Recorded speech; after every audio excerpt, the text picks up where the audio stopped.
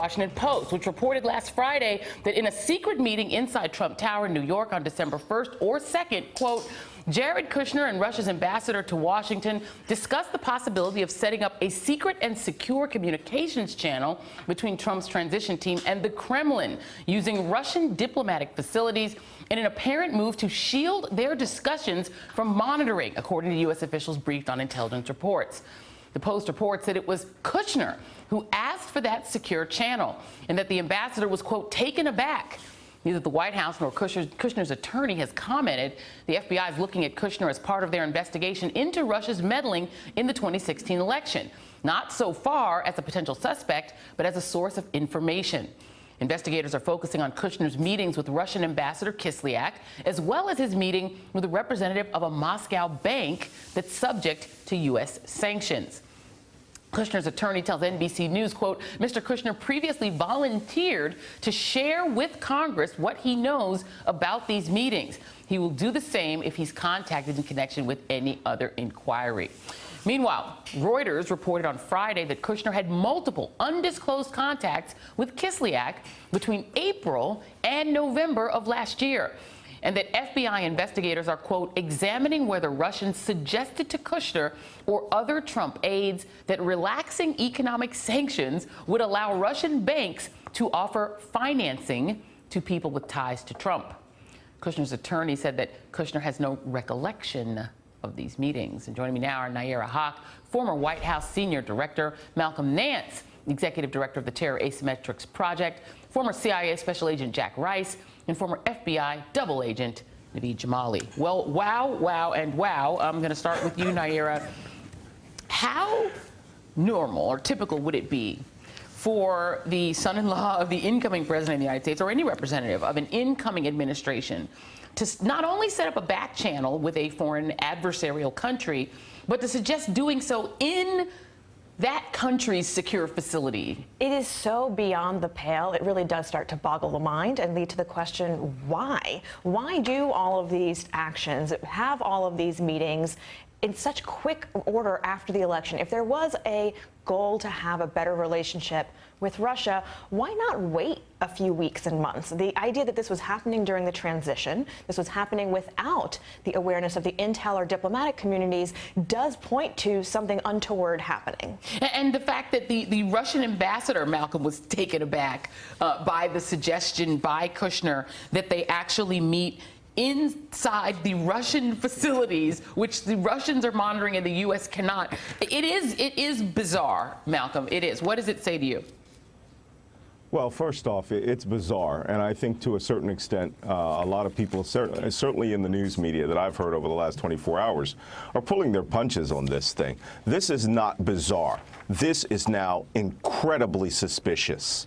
There is no reason that any of these communications should have happened, much less 18 of them. No other administration in transition has ever had communications with a foreign adversary at all. Certainly not like this one. Now, with regards to Jared Kushner's recommendation, people are saying that maybe he was just naive. This isn't naive. This is a man who came from a billion-dollar industry. He knows what the meaning of going into another corporation's headquarters and then using their secure communications would mean, and how that would look certainly to the United States. There is a lot more than why here, which is always the question we in the intelligence community ask. Another question that really needs to be answered, and right now and has been unanswered satisfactorily, is what did he intend to transmit through Russia's secure cryptographic systems to communicate with Vladimir Putin? The presidential daily briefing, the nuclear codes? I don't know, because everyone in intelligence has to assume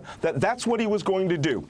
And there is no reason that any of this should have happened, and the FBI needs to dig into this right now. And the former CIA Director John Brennan gave testimony that I think is going to wind up quoted in the history books when this bizarre period is recounted. I want to play a little bit of that. And this is the testimony before the House Intelligence Committee about Russians' brazen interference in the U.S. election. Let's play that. I encountered and am aware of information and intelligence that revealed contacts and interactions between Russian officials and U.S. persons involved in the Trump campaign that I was concerned about because of known Russian efforts to suborn such individuals. And it raised questions in my mind, again, whether or not the Russians were able to gain the cooperation of those individuals. Frequently, individuals who go along that treasonous path do not even realize they're along that path until it gets to be a bit too late. So Jack Rice, I think when a lot of people heard that on Tuesday, the immediate thought in people's minds was Mike Flynn. Right? The Mike Flynn is what people thought about when they're thinking, when he's talking about people who might have gone along a treasonous path. And he might have been. We don't know who he was talking about.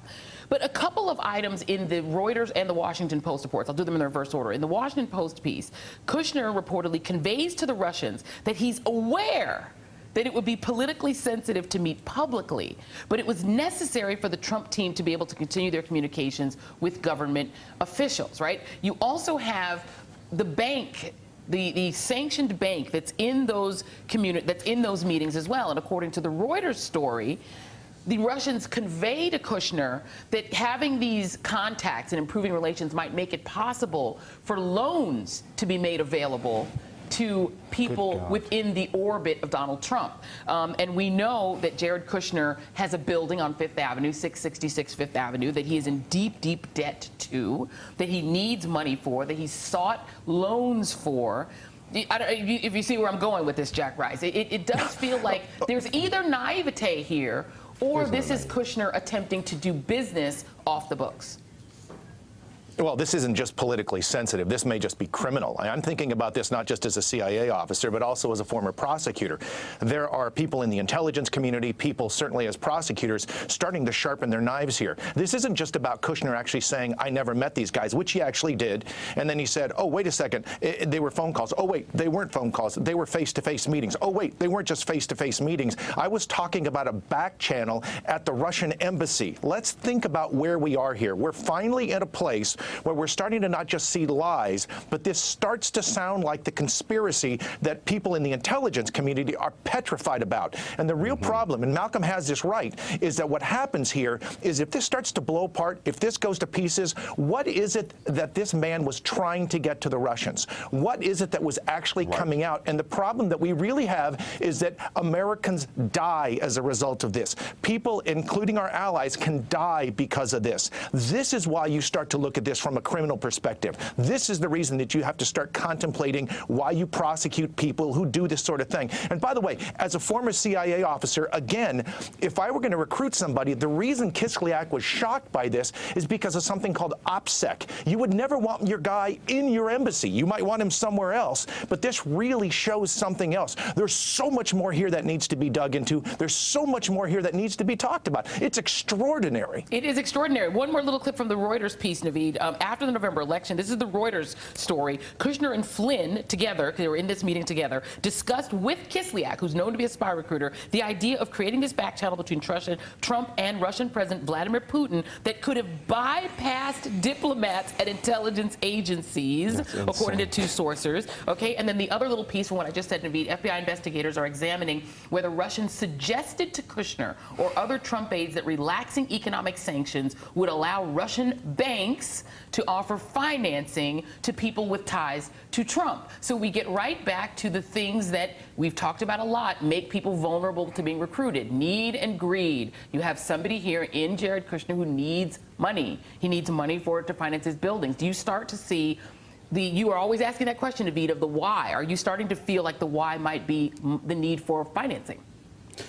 When there is doubt, there is no doubt. I mean, we are dancing around this, and absolutely, Joy, you're right. I mean, what this is a pattern is emerging here. When you have people that are omitting things on their SF-86, forget about the criminality. When you have, but it's more of the pattern of deception. Why are you trying to deceive investigators? Why are you trying to hide this? When you have Flynn and Kushner sitting down and having a discussion about this, it's no longer just one person doing it. Now you have two, and if you have two spies, you don't have just one spy, you have a spy ring. And if you have two, it's much more likely that there are three. So to go back to what both Jack and what Nair and what Malcolm have said, this warrants a much, much, much wider investigation. And I have to tell you, we've heard everything from Kushner from the election on to December, this seems to be the time frame that has come out. What I'm much more concerned about is much more like Flynn. We have to go back 3-4 years. Was Kushner targeted? Was he recruited years ago, much as Flynn was? Right. This is a massive thing. This is not an investigation. This is still an active crime scene. We still have whatever the Russians started in January are still in play. Until we identify those people who are potential assets and physically remove them, the Russian operation is continuing. And my goodness, this is just nothing short of breathtaking. And I'm going to go around the table again, but I'm going to come back to Malcolm just really quickly on this other piece. You said, Naveed just said if there's 2, it's a ring. Okay, let's go to 3. Let's go to Carter Page. Carter Page in this story, I think, was undersold because so many other things were coming out of the fire hose that this didn't even make to be a big headline. Washington Post Thursday, multiple people familiar with the campaign said Carter Page and others were brought into the fold at a time of desperation for the Trump team. As Trump was starting to win primaries, he was under increasing pressure to show he had a legitimate presidential caliber national security team. The problem he faced was that most mainstream national security experts wanted nothing to do with him. Along comes Carter Page. Another longtime campaign official put it this way: anyone who came in with a pulse, a resume, and seemed legit would be welcomed. So Malcolm, you have Carter Page, who has an office right down the street from Trump Tower in Manhattan,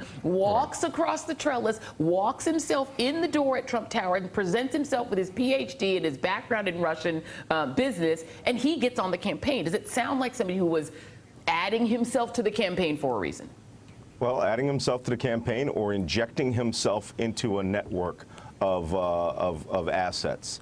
I think that over at the FBI National Counterterrorism Division and the counterintelligence office, not counterintelligence division, the counterintelligence officers who are now investigating this, the nation's spy hunters, I can tell you for a fact, they are just going to assume right now that they have a network of spies or assets who are witting or unwitting and that have insinuated themselves or have been manipulated by Russian intelligence, and that Carter Page may have been what we call a walker. That's a person who walks in and offers himself up for services, but who may actually be an infiltration agent. Now, it's possible he could be an infiltration agent for us. He could have been working for the FBI, or, in fact, he could have been working for the Russians. We don't know at this point. But when you tie all of these individuals in, Carter Page, Paul Manafort, Michael Flynn, Jared Kushner, Michael Cohen, Jeff Sessions, every one of them has one nexus, and that nexus is Sergei Kislyak, the Russian ambassador to the United States. And every one of these people tried to hide their connections to him. This would definitely be considered an active suspicious network, which, like I said, you're just going to have to assume that there is an espionage component to this. Otherwise, it would be negligent to not believe that these people were being handled by the Russians themselves. It would be a hell of a lot of coincidences, Jack Rice. All these meetings taking place in Trump Tower, where one other guy lives. We don't have a lot of time, but Paul Manafort, who lives in Trump Tower, who's done business with Donald Trump for a long time, as well as a lot of nefarious regimes, including the Ukrainian pro-Russian regime previously. Manafort and Flynn, according to the New York Times on Wednesday, American spies collected information last summer revealing that senior Russian intelligence and political officials were discussing how to exert influence over Donald J. Trump through his advisors, according to 3 current and former officials familiar. And Russians boasted they knew Flynn. You've also got Manafort, whose money that's been trafficked through Cyprus is being looked at, Jack Rice. So now we've got 4 people. Oh, yeah, the numbers keep expanding here. I try to imagine an FBI agent or a group looking at a ring someplace in Michigan or New Jersey or Florida or anywhere else. If you start looking at the connections, that nexus point, that place where they all come together, and again, it is Kislyak, it is the Russians, and it's also lie after lie after lie after lie after lie. Now, if you saw one lie, you'd say, okay, well, you know what, it just can happen. But it's not just one. You can look at 2, 3, 4, 5 from each of these individuals, and as time goes on, it expands. It gets worse and worse. You drop a stone in the ocean and it starts to just ripple out. This is the ripple effect we're watching. It's getting bigger and bigger and bigger. All right, everybody stay right there. We're going to keep everybody here. We're going to be back after we have to pay for this whole thing. So we're going to go take a commercial break, and then coming up, Donald Trump's world tour is about to end, and many in the world are so very happy to hear that. That's next. Hey there, I'm Chris Hayes from MSNBC. Thanks for watching MSNBC on YouTube. If you want to keep up to date with the videos we're putting out, you can click subscribe just below me, or click over on this list to see lots of other great videos.